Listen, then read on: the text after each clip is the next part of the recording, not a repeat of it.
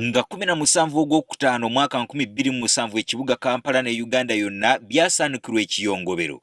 Amawulire agaali gavudde mu ddwaliro Ensambya nti omuyimbi Nakinku Paul Kafeero yali avudde mu bulamu bw'ensi.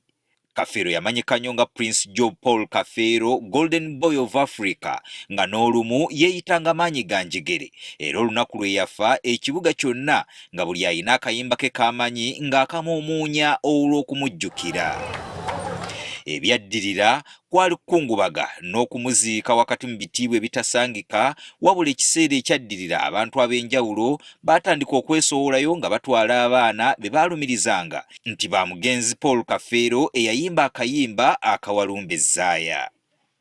Okuva olwo n'okutuuka olwaleero abaana n'ab'enganda za Kafeero babadde bagugulana nga balumiriza abamu ku bannaabwe obutaba na kakwate ku muyimbi w'ennyimba nga Kampala mu kkooti, Nsonda nnya Nantabuulirirwa, Omwana w'Omuzungu, Buladina Tusuza emyoyo n'ennyimba endala okutuusa kkooti lw'ekkiriza ebisigalira bya Kafeero biziikulwe buli agambibwa okuba omwana wa Kafeero bamukebere amazima gategeerwe.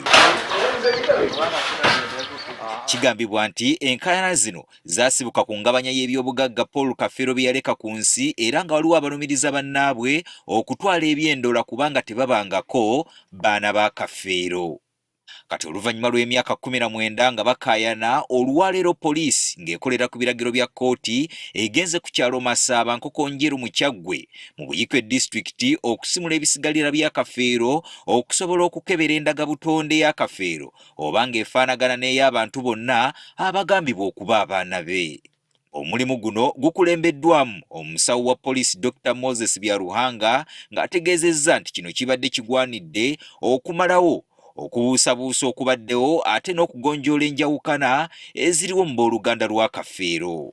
Kkooti newa order nti famire okutereera tulina okujja ne tukola exhumation ne tujjako samples eza DNA, tukole paternity tests okutegeera abaana abaali ab'omugenzi basobole okulaba nga batambuza estate ye.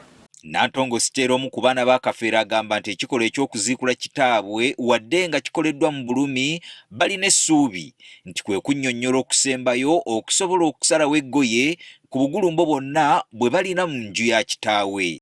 Essaawa zino ekiriwo tekyanditusanyusizza kuba teri abadde ayagala kitaffe agibweyo, naye kitusanyusizza olw'ensonga nti mwe tugenda okufuna obwenkanya. Joseph Luzige, munnamateeka w'abamu ku baana bano naddala abasosolwa nti Kafeero si abazaala, agamba nti enteekateeka eno minisita omulondo wa gavumenti ez'ebitundu Baramu Barogahara yagiyambye ennyo okubaawo naddala okusasulira ebisale byayo. Abaana bonna, buli muntu yenna alina akakwate ku Paul Job Kafeero agamba nti mwana wa Kafeero.